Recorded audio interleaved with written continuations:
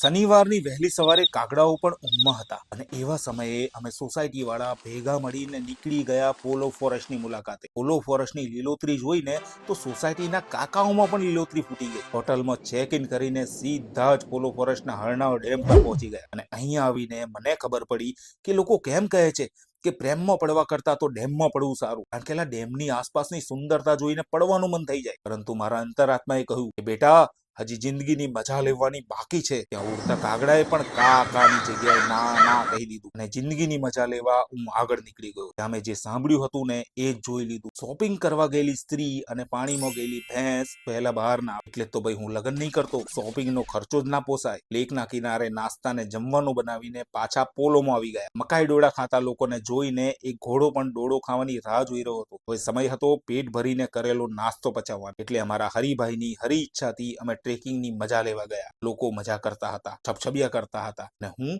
મારા 2 કેમેરા વાળો આઈફોન થી વિડીયો બનાવતો હતો. ડુંગરની ટોચ પર પહોંચીને અદમ્ય શાંતિનો અનુભવ લીધા બાદ ઇકો પોઈન્ટ પર બૂમો પાડતા કપલને જોઈને જીવ બાળી મેં પણ હર હર મહાદેવની બૂમ પાડી. છેલ્લે હરણાવ ચેક ડેમ આગળ થોડી વાર બેસીને પોલો ફોરેસ્ટને મેં ચેકઆઉટ કરી દીધું.